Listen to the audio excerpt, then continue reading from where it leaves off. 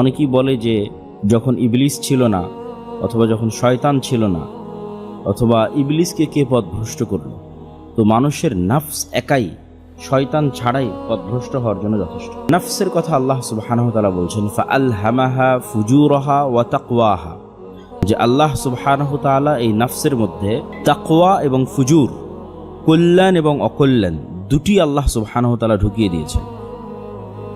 তথা আল্লাহ সুবহানাহু ওয়া তাআলা যখন মানুষকে সৃষ্টি করেন, তখন মানুষের নফসের মধ্যে খারাপ কাজের চিন্তা এবং ভালো কাজের চিন্তা দুটি ইনস্টল করে দিয়েছেন। ফাআলহামাহা ফুজুরাহা ওয়া তাকওয়াহা, আল্লাহ ইলহাম করে দিয়েছেন, ইনস্টল এবং সেট আপ করে দিয়েছেন ফুজুরাহা পাপ কাজের চিন্তা, ওয়া তাকওয়াহা ভালো কাজের চিন্তা, যেটা আল্লাহ সুবহানাহু ওয়া তাআলা যখন ফেরেশতা তৈরি করেছেন তখন আল্লাহ সুবহানাহু ওয়া তাআলা এটি দেননি।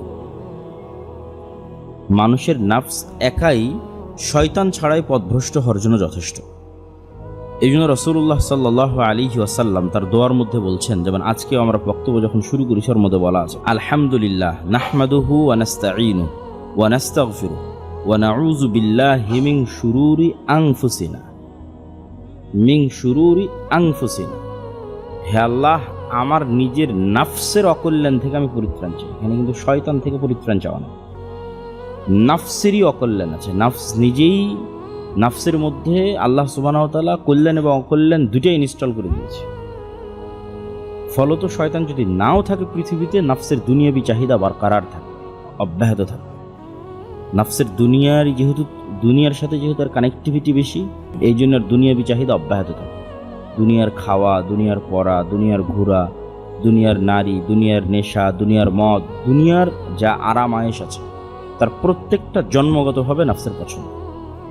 আলাদা করে শয়তান ওয়াসওয়াসা দিবে নফসে, এই কথা ঠিক আছে, কিন্তু শয়তান যদি নাও থাকে তবুও নফসের একাই এই জিনিসগুলো ভালো লাগে এমনিতে। এই জন্য রাসূলুল্লাহ সাল্লাল্লাহু আলাইহি ওয়াসাল্লাম দোয়ার মধ্যে বলছেন, ওয়া নাউযু বিল্লাহি মিন শুরুরি আনফুসিনা, যেটা আমরা প্রত্যেক বক্তব্যের শুরুতে বলি যে আল্লাহ, আমি আমার নিজের নফসের অকল্যাণ থেকে বাঁচতে চাই। ওয়া মিন সাইয়্যাতি আমালিনা, আর আমাদের যে খারাপ কাজগুলো করেছি প্রত্যেকটা খারাপ কাজের রিয়াকশন আছে। পৃথিবীতে যেমন প্রত্যেক অ্যাকশনের রিয়াকশন আছে, আমি আওয়াজ করলে বাজতেছে, ঠেললে সরে যাচ্ছে, ঠিক আছে, তো প্রত্যেকটা অ্যাকশনের রিয়াকশন তৈরি হয়। এরকম প্রত্যেকটা খারাপ আমাদের একটা পাল্টা রিয়াকশন আছে। তো হে আল্লাহ, আমার নিজের নফসের অকল্যাণ থেকে বাঁচতে চাই, আর আমি জীবনে যা খারাপ কাজ করেছি এগুলোর যে রিয়াকশনগুলো আছে, রিয়াকশনগুলো থেকে বাঁচতে চাই। ওগুলো যেন পাল্টা আর কোনো খারাপ প্রতিদান আমার জন্য ফেরত না নিয়ে আসে। আবু হুরায়রা রাদিয়াল্লাহু তাআলা আনহু থেকে বর্ণিত, তিনি বলেন, রাসূলুল্লাহ সাল্লাল্লাহু আলাইহি ওয়াসাল্লাম একদিন আবু বকর সিদ্দিক রাদিয়াল্লাহু তাআলা আনহুকে একটা দোয়া শিখিয়ে দিচ্ছেন। সেই দোয়াটা হচ্ছে, আউযু বিকা মিন শাররি নাফসি ওয়া মিন শাররি শয়তানি ওয়া শিরকিহি। এখানে দুইটা থেকে পরিত্রাণ চাওয়া আছে। আমি আমার নফস থেকেও পরিত্রাণ চাই, আমি শয়তান থেকেও পরিত্রাণ চাই। আউযু বিকা, হে আল্লাহ, আপনার মাধ্যমে পরিত্রাণ চাই, মিন শাররি নাফসি, আমার নিজের নফসের অকল্যাণ থেকে পরিত্রাণ চাই, ওয়া মিন শাররি শয়তান, আর শয়তানের অকল্যাণ থেকে পরিত্রাণ চাই। তো আল্লাহ সুবহানাহু ওয়া তাআলা নফসকে যেহেতু কল্যাণ এবং অকল্যাণ উভয়ের উপরই প্রতিষ্ঠিত করেছেন, ফলত এই নফসকে যতক্ষণ পরিশুদ্ধ না করা হবে, বিশুদ্ধ না করা হবে, এই নফসকে যতক্ষণ সুস্থ না রাখা হবে, প্রশান্ত না করা হবে, ততক্ষণ এই নফস একাই মানুষকে পথভ্রষ্টতার দিকে নিয়ে যাবে, এবং সেগুলোই হচ্ছে নফসের অসুস্থতা। নফস কেন্দ্রিক আরও যে আয়াতগুলো আছে, সেই আয়াতগুলোতে আল্লাহ সুবহানাহু ওয়া তাআলা বলছেন যে ওয়া নাফসিন ওয়া মা সাওয়াহা, আল্লাহ নফস সৃষ্টি করেছেন এবং একে সুন্দর করে সাজিয়েছেন। ফাআলহামাহা ফুজুরাহা ওয়া তাকওয়াহা, নফসের মধ্যে পাপ এবং নেকি উভয়ের চিন্তা ঢুকিয়ে দিয়েছেন। ক্বাদ আফলাহা মান যাক্কাহা, অতএব সফল কাম সেই যে তার নিজের নফসকে পরিষ্কার করল, বিশুদ্ধ করল। ওয়া ক্বাদ খাবা মান দাসসাহা, আর ব্যর্থ সেই, পরাজিত সেই, হেরে গেল সেই যে তার নফসকে কলুষিত করল।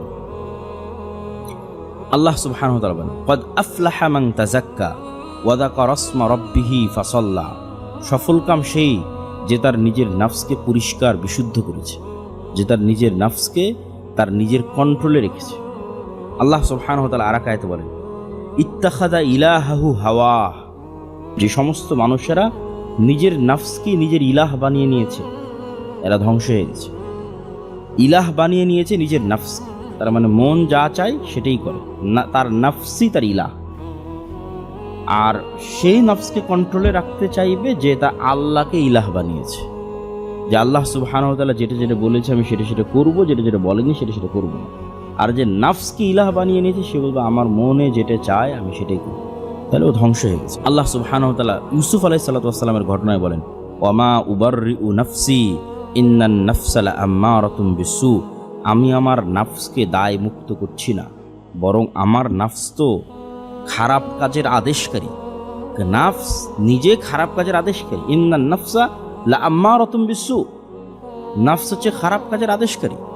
ইল্লা মা রাহিমা রাব্বি, তবে যার উপর আল্লাহ সুবহানাহু ওয়া তাআলা দয়া করেছে তার বিষয়টা ভিন্ন।